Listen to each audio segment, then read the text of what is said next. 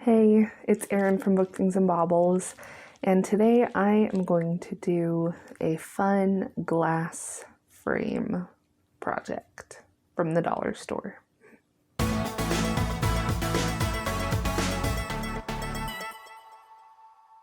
So you might be thinking, didn't you just do this video like 2 weeks ago? And kind of, but this is different.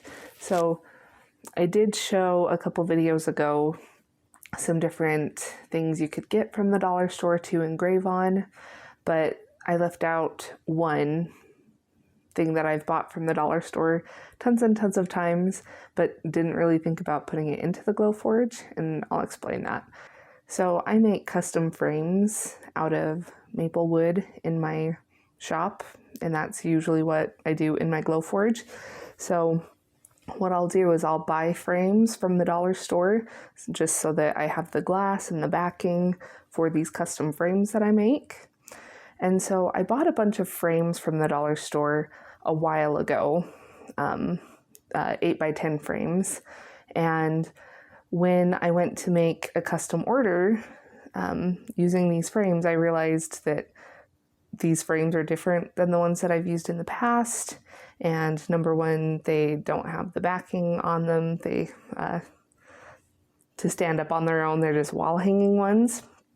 And then they are also a different size. So the glass itself is like 9 by 11 inches instead of being the 8x10 that my template that I use to make these frames is based off of.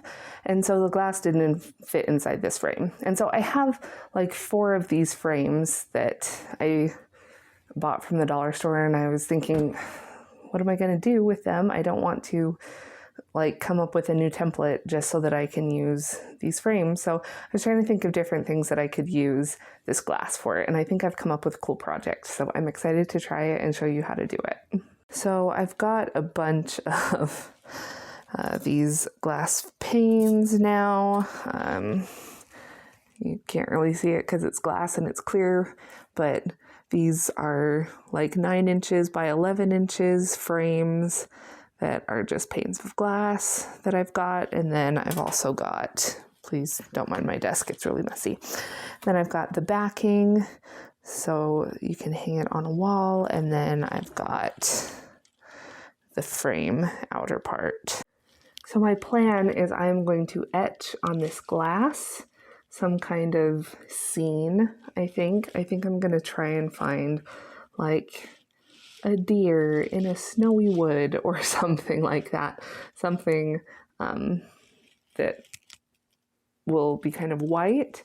And then I'm going to etch it on backwards onto this frame, and then put some black cardstock behind it, reassemble the frame, and I should have a cool kind of snowy looking winter scene with this dollar store frame. So let's try it out, see how it goes. So I'm going to have the back of the pane where I'm going to engrave facing up. So basically this side that the stuff is stuck onto, that's what I'm going to be engraving on. So that's in there. Shut it up, and now we'll pick out a design. Okay, so I found a picture I like on Storyblocks. This is a subscription-based service. And here's another one I found that I like that I'm going to download because I think that that would look really cool on something as well. If you're interested in Storyblocks, I'll link it down below. Okay, so the fancy heart uploaded just fine, and I think that that will actually look pretty cool too. So I'm gonna try and center this as best I can. Yeah, that looks good. And then I'm going to use uncertified. This is 0.0625 inches thick glass, and then I'm just going to pick glass engrave. I think even though it is pretty thin glass, I don't think that that should make a difference with how much power you have to use. I already had the glass engrave settings saved on my Glowforge just because I've done glass engraving before, but if you're interested in knowing what those settings are, check out this video. That is where I experimented with glass for the first time and where I have those settings. So check that video out. Okay, 37 minutes. That is not bad. I can deal with that.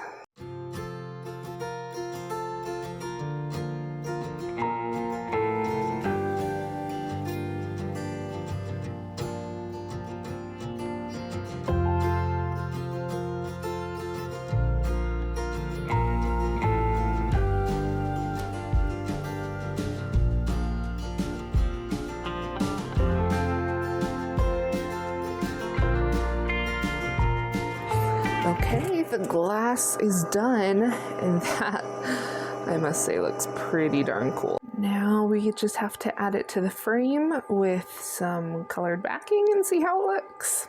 And here's the finished result.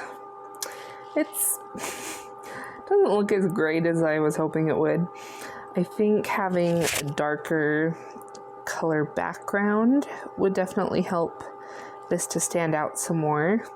Also, the cardstock isn't quite big enough to fill this frame, but I think that just has more to do with the size of this than anything else.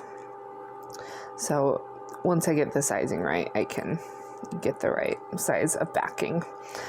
But yeah, I mean, it does look pretty cool. I wonder if this would look nice with like a picture behind it, like a wedding picture, just because, I mean, this isn't super duper noticeable as it is, but I definitely think having a darker color background would help. I wish I had some black cardstock, but I don't. So, I mean, it looks pretty good. It's, yeah, I don't know. What do you guys think? Tell me in the comments below if you think this was good or not so good. I think that this has some potential to it. I think it will probably just take some tweaking and fiddling and figuring things out to see how it works and how I can make it look the best I possibly can. Maybe spray painting the frame would help it pop some more. But yeah, I definitely think probably having a darker back. Maybe if I can get my hands on some dark cardstock, some black cardstock, that would help too. So anyway, this is just one idea of many of the things that you can do with the Glowforge. That's one thing I love about it, is I can just get an idea and just do it, just run with it, and in half an hour, 40 minutes, have a finished product, have something that was in my head now be out and alive in the real world. But yeah, I'm not quite sure how I feel about this one. It wasn't as epic as I was hoping it would be, but that's just how life goes sometimes. But anyway, I hope that you enjoyed this video and that maybe it gave you some ideas on what you could use your Glowforge for, or some new projects to try. If you have any questions for me, feel free to leave them in the comment section. I love answering questions and learning from you and helping you learn. So I just love the Glowforge community. I think it's full of great people. And let's see. And if you are looking into getting a Glowforge of your own, I would really appreciate it if you considered using my referral link down in the description. This gives you money off of the Glowforge, and it also gives me credits, which really help me and my business as we grow. And then if you're not already, consider subscribing. I make videos about the Glowforge every single Wednesday, so if that's something that interests you, consider subscribing. I think that's all for me today. Thank you for watching, and I will see you next time. Bye.